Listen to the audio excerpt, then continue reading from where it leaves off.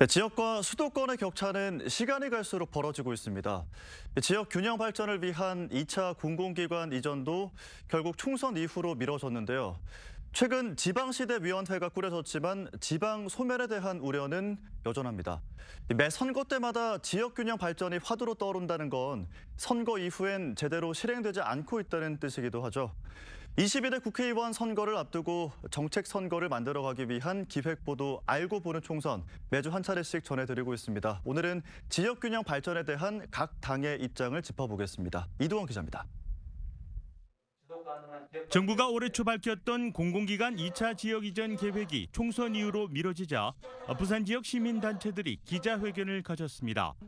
공공기관 이전 계획 발표를 미룬 것은 지역 균형 발전을 포기한 것으로밖에 볼 수 없다고 지적했습니다.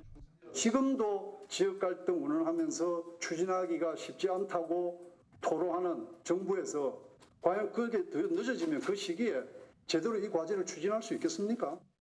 지난 정부 때는 2020년 당시 이해찬 민주당 대표가 공공기관 2차 지방 이전을 언급했지만 결국 무산됐습니다.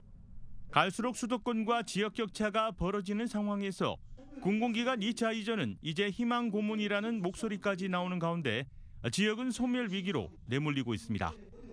국민의힘 부산시당은 산업은행 이전은 물론 인재를 양성할 수 있는 교육기관 유치가 중요하다고 보고 이전을 정부에 지속적으로 건의해 나가겠다고 밝혔습니다.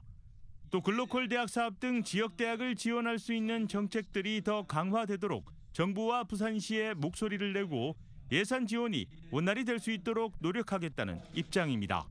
우수한 인재를 양성할 수 있는 교육기관들을 또 많이 유치를 하고 또 그와 더불어서 국가 균형 발전에 있어서 아마 초석이 될 수 있는 게 교육이라고 생각을 합니다.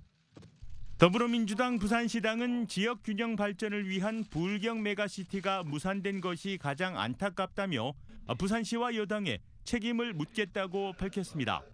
또 지역 균형 발전은 당을 떠나서 초당적으로 접근해야 하며 이를 위한 연대와 협의가 필요하다는 점에서 민주당만의 정책을 개발하겠다고 밝혔습니다.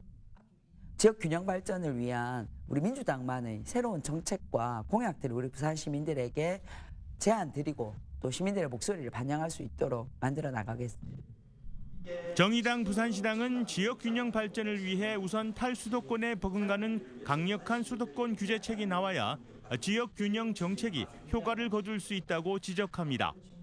또 부산을 떠나는 청년에 대한 정책도 과감하게 추진돼야 하며 미래 일자리 정책과 지역 대학을 위한 정책이 함께 시너지를 낼 수 있어야 지역이 활기를 띨 수 있다고 제안합니다. 어려운 지방을 위해서 더 좋은 정책, 더 많은 경제적 지원이 함께 따라가야 되는 것이다.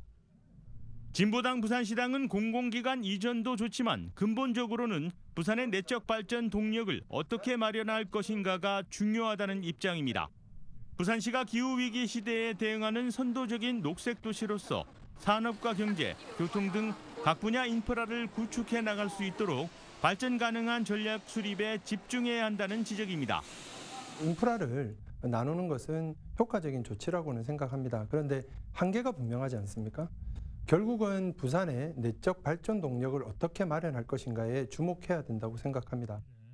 선거 때마다 공약에 등장하는 지역 균형 발전.